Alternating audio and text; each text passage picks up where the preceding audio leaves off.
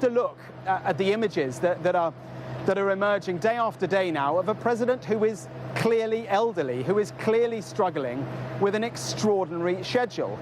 Just look at the past week or so. He's been in France at the D-Day commemorations. Was then back here. He's been doing a speech in Washington. He was in the White House yesterday doing a speech in Washington today, rather ironically, about gun violence. Didn't mention what happened today. Tonight he's making an unscheduled stop back up in Delaware to be with his family. Then he goes to the G7 in Italy. Then he comes back from Italy, goes to California. That's just his physical schedule over the next week. It is the most grueling month for an 81-year-old man, and at the end of the month, he faces the first of 2 television debates with Donald Trump. So an extraordinary schedule for a very elderly man who sees that he's behind in the polls, who clearly must worry about that. On top of that, he has got this really huge personal challenge now of a family exposed to be, dysfunctional at times, a son who is now facing a criminal conviction. All of that together does paint a challenging picture for a man who seems determined that he will run again.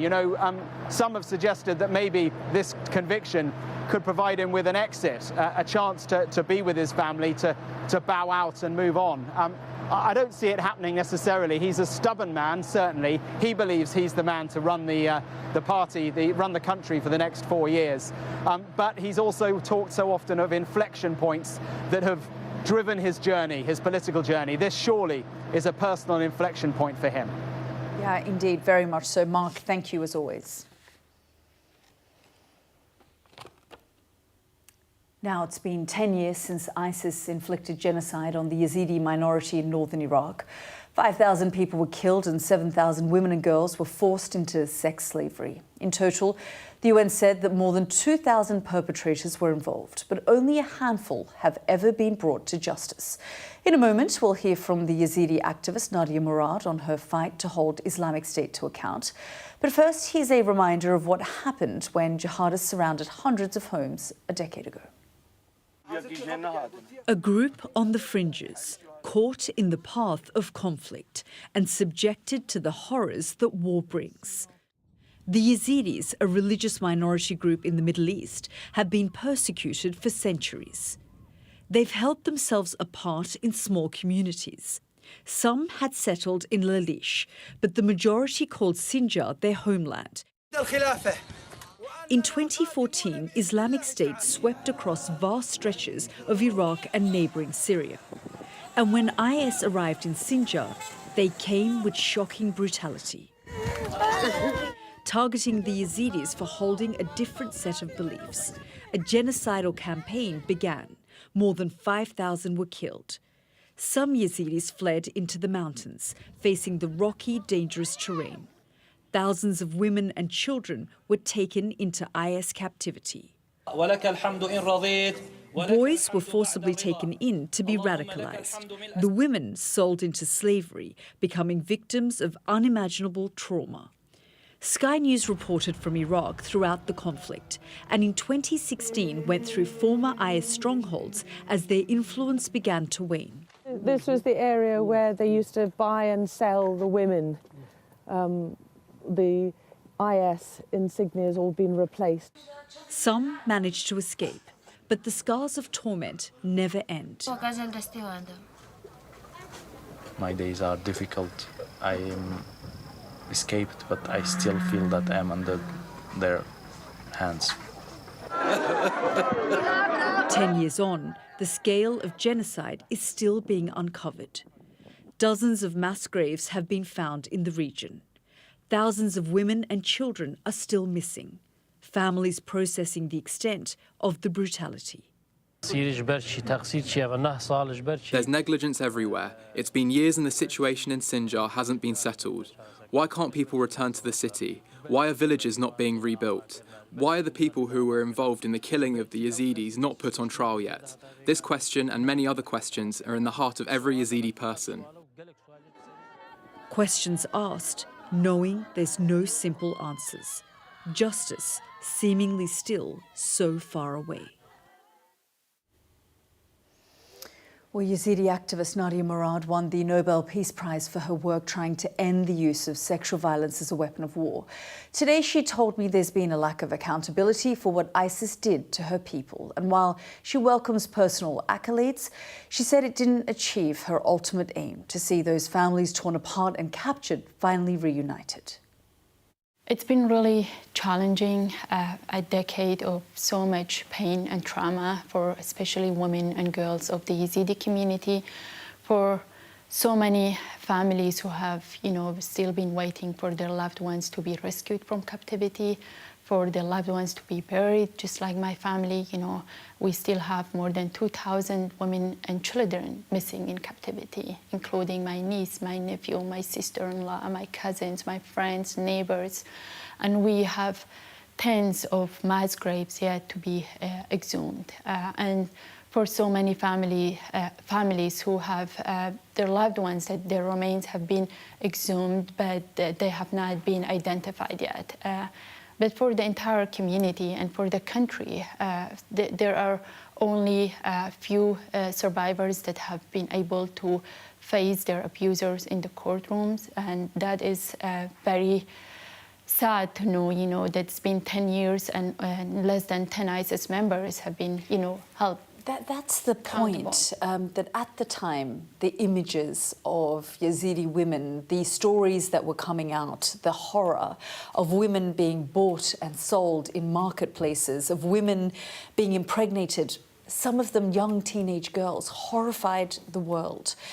And then obviously ISIS was overthrown, and yet there is still no accountability or justice for those women who have suffered. In fact, as you say, thousands still remain in captivity. Well, to be honest, there was no justice and accountability for Yazidi women even before ISIS was thrown away. For example, the coalition, the international coalition that was established to defeat ISIS did not include the rescuing of women and children. They were not included in the whole plan. And yes, ISIS was defeated in 2017, but there were no plan. And until today, we have been asking the UN, the international community, that we know our women and children are out there in Syria, some in Turkey, and even some children in Iraq still.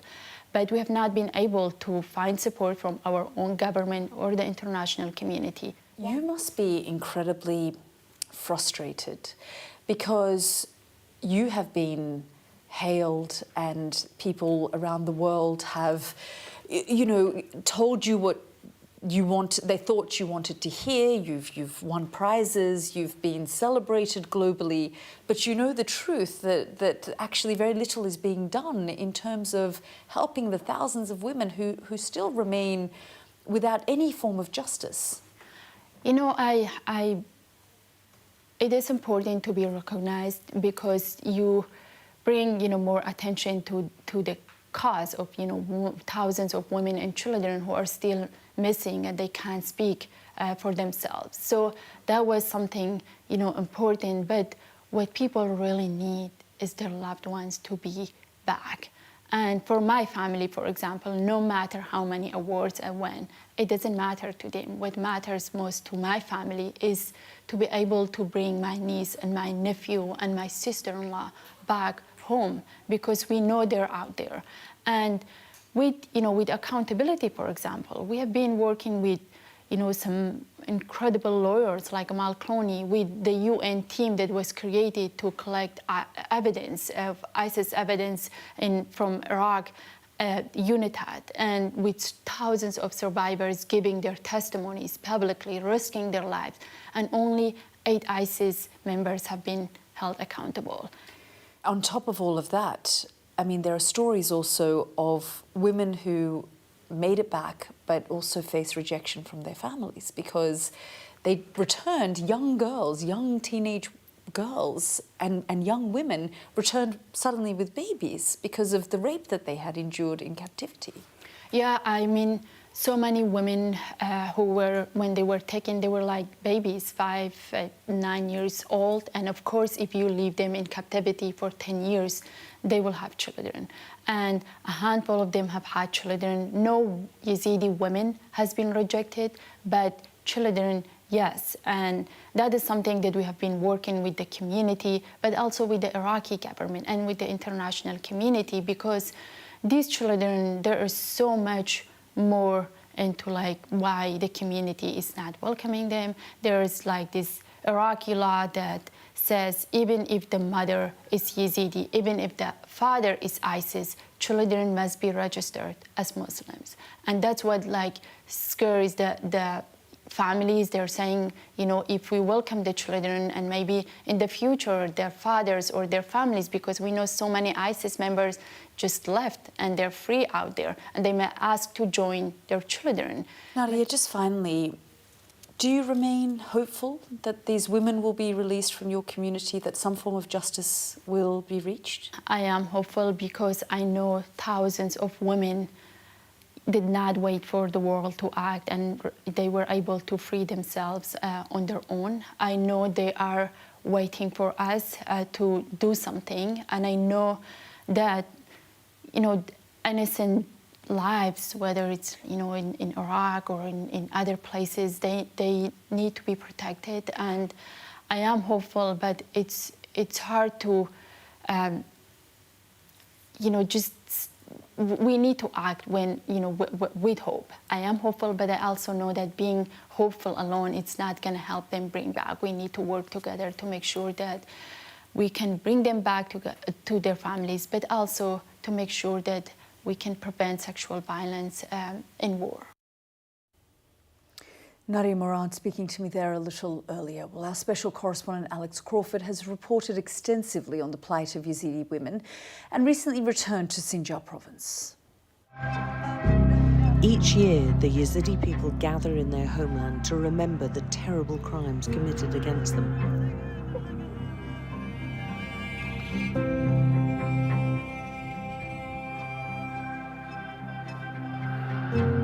Ten years on, there's still no accurate record of the scale of the atrocities.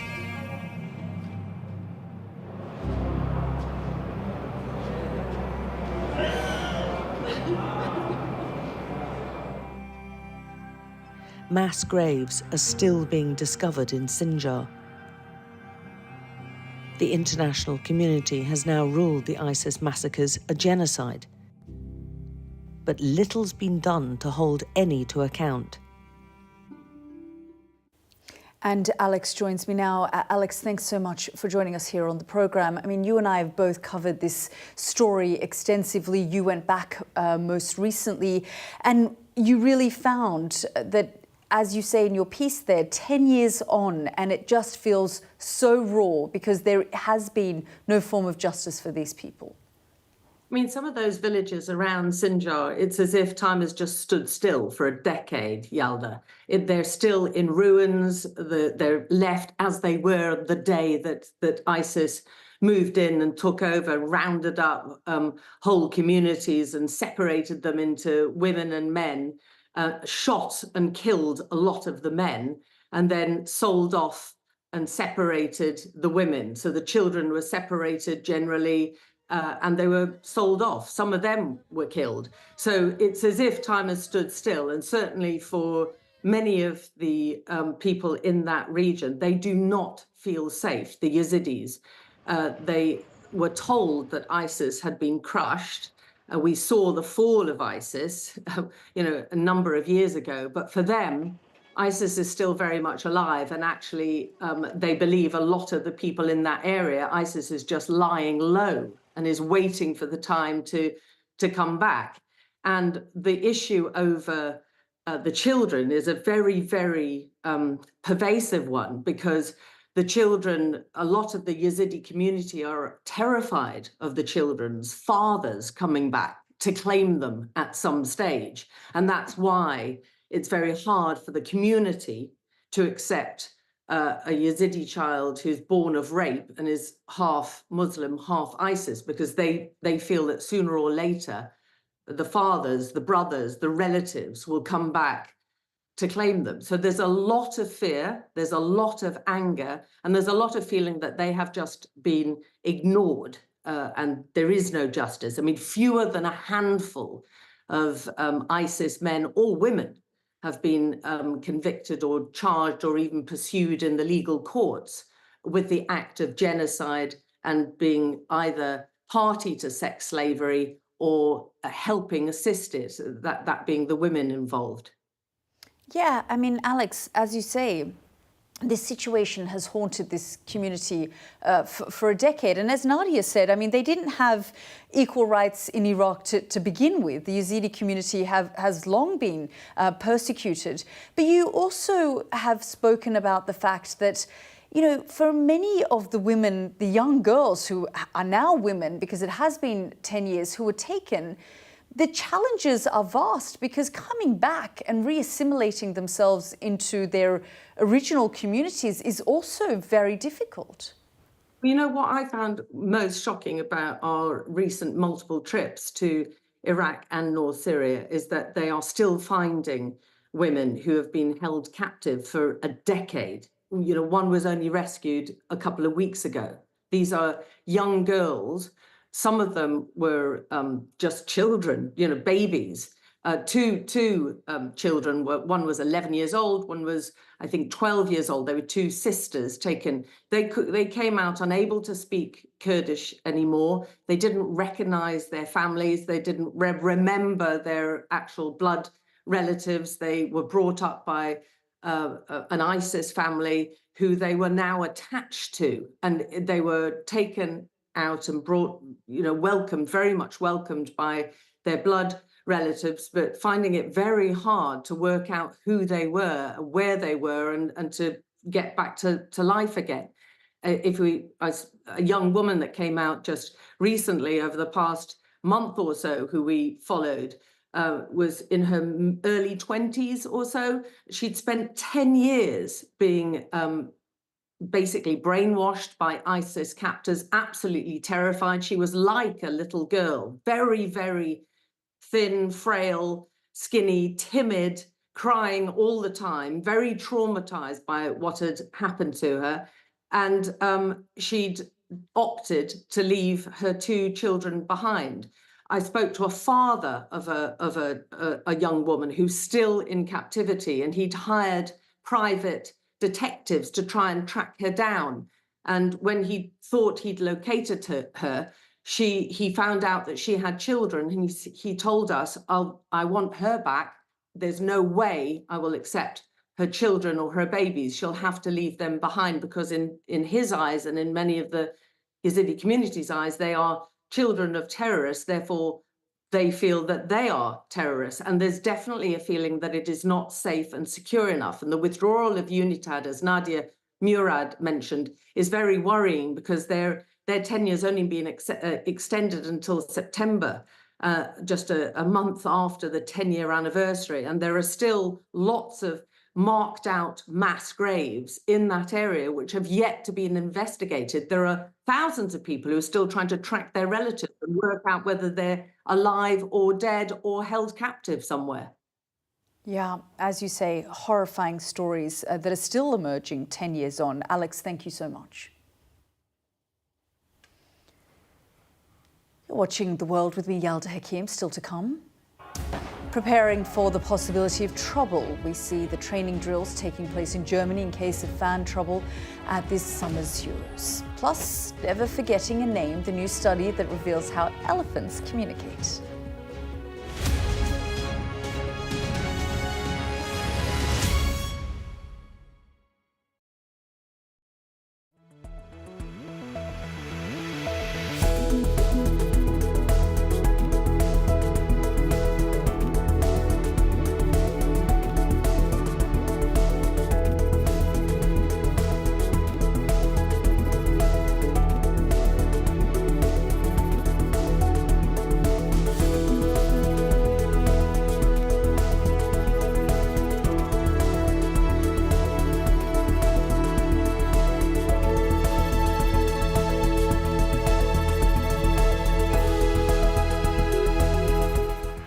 I'm Greg Milam, and I'm Sky's chief North of England correspondent.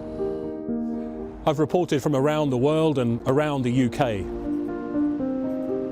I'm Mark Stone, I'm Sky's US correspondent based here in Washington, DC. and beyond the United States, from across the world, I report on the biggest stories. I'm Stuart Ramsey, and I'm Sky's chief correspondent. I'm David Blevins, and I'm Sky's senior Ireland correspondent. I remember some of the worst of the violence here. I'm Alex Crawford, and I'm Sky's special correspondent based in Istanbul.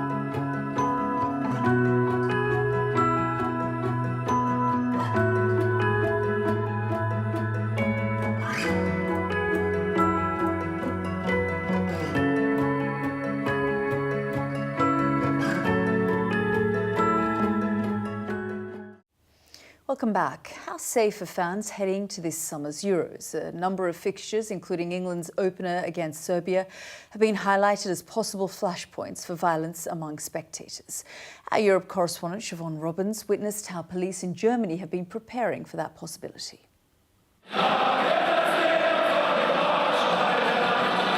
In the German city of Gelsenkirchen, the spectators are also the spectacle. Police carefully watch over the crowd at this potentially volatile clash. At the gates, fans are randomly checked for weapons and booze.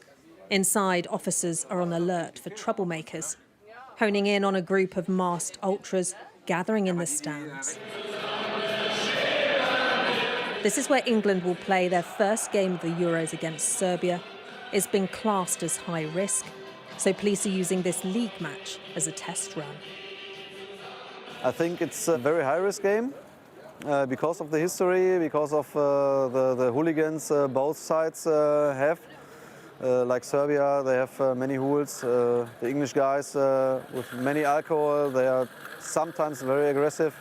So it's a great job to do this, to prepare that, so that hopefully nothing will happen. This is what they want to avoid. More than 1,500 people were arrested during the riots at the 2016 Euros in France. For high-risk matches here, they'll serve lower alcohol beer in the stadium, and fans can't drink in the stands.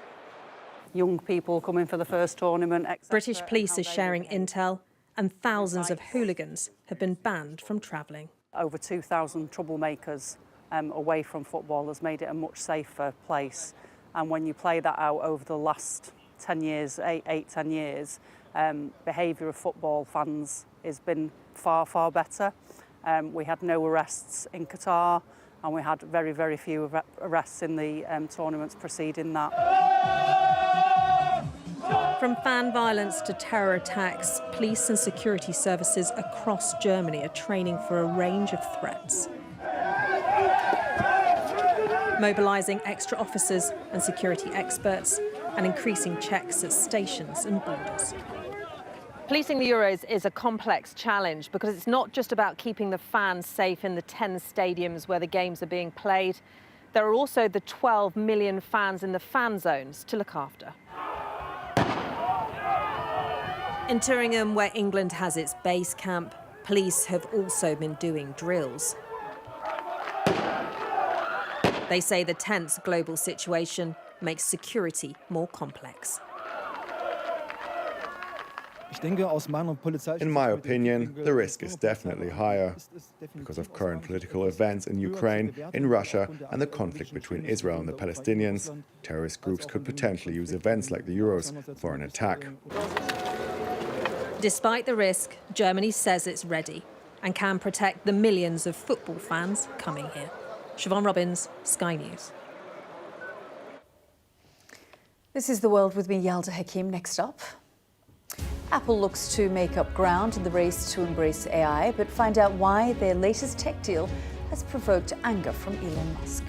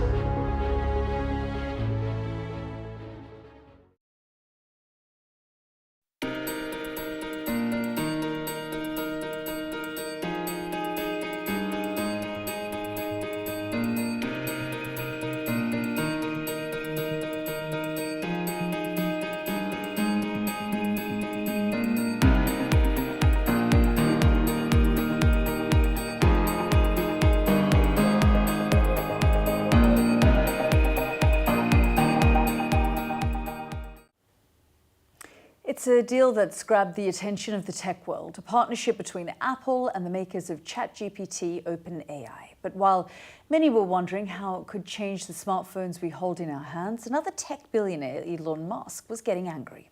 Our science and technology editor, Tom Clark, can explain why. Unveiling its new AI offering, Apple is clearly trying to live up to a reputation for bold launches, rebranding the AI acronym itself. This is a moment we've been working towards for a long time. The offering promises built-in AI, that's Apple Intelligence, to work across apps, helping write emails, organise diaries, create images.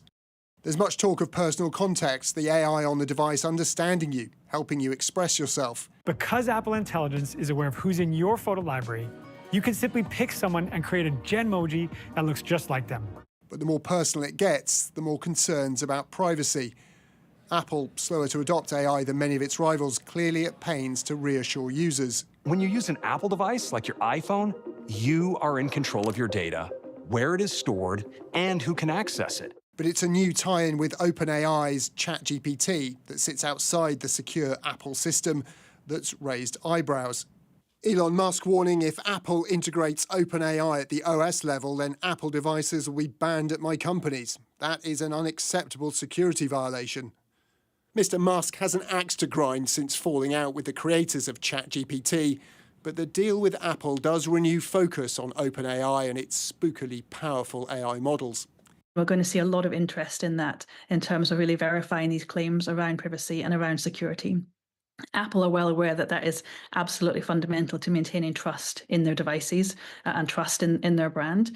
But I think there are still questions around what that relationship with OpenAI means in practice. OpenAI is already partnered with Microsoft. It's now accessible on Apple devices too. While hype around the existential AI threat has died down, OpenAI's integration into the world's top 2 tech firms hasn't gone unnoticed. Tom Clark, Sky News. Stay with me because we are going to be talking about elephants next.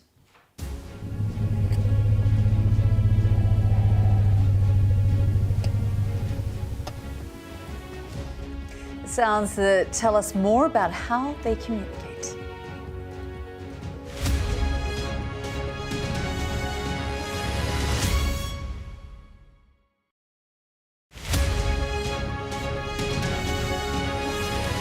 So Greenpeace are running a campaign to try and protect the deep oceans.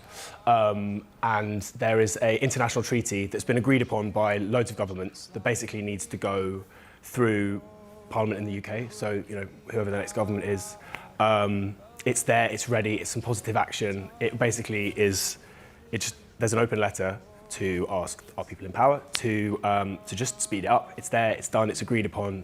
60 countries need to make it into law for it to become international law, and it will basically protect the oceans, which are our greatest defence against climate change. Which seems really easy because often, it's just such a distant, massive problem. I think so many of us are looking for ways, big and small, to be useful and to make some positive action.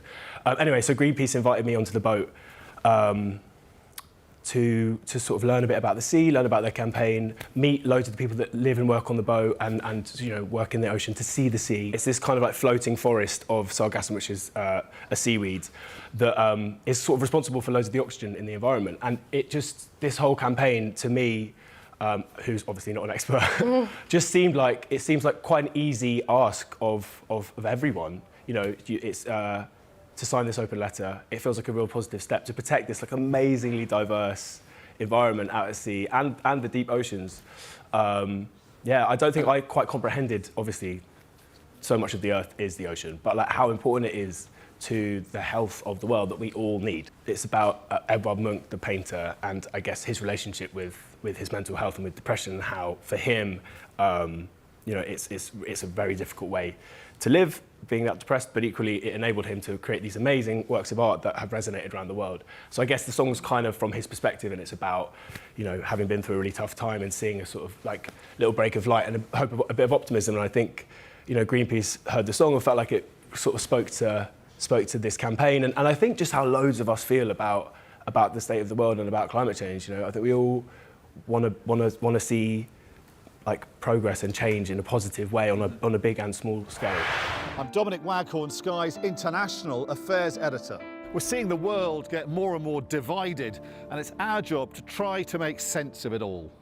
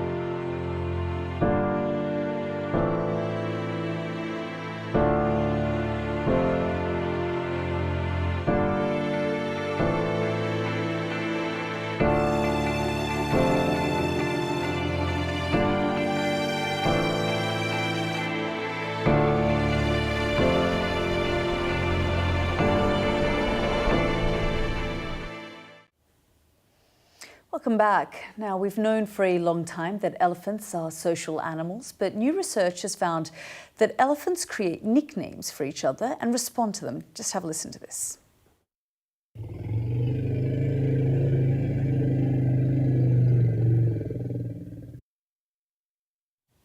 Now, that's an elephant named Shirley shouting out for her mate Sandy, and then this.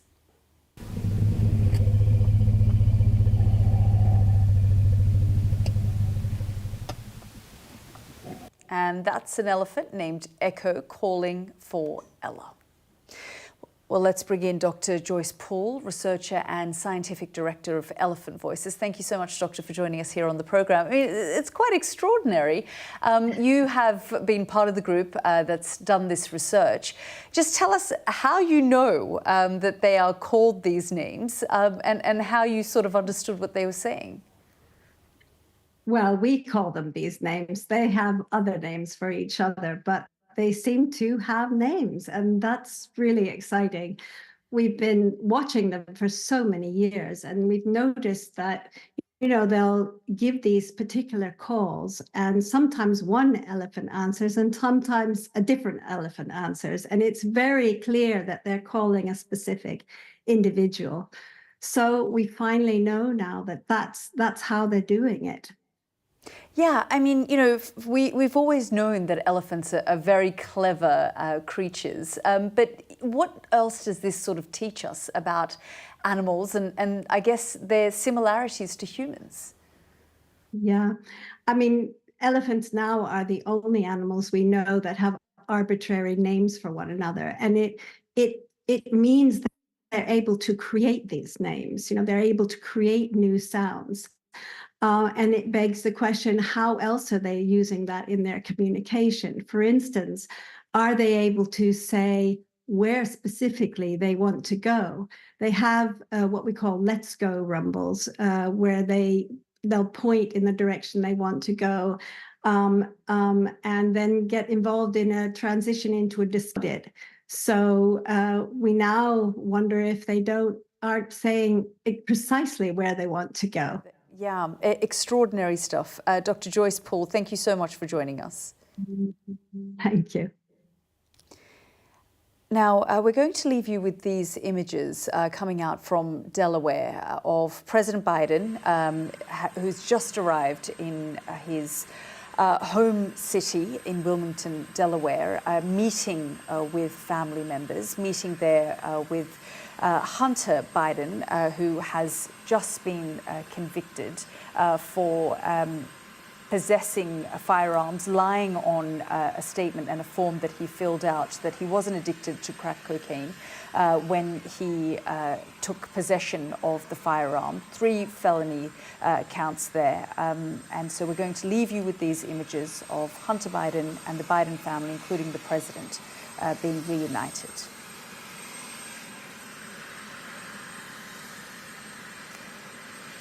And that's all for tonight's programme. Good night for now.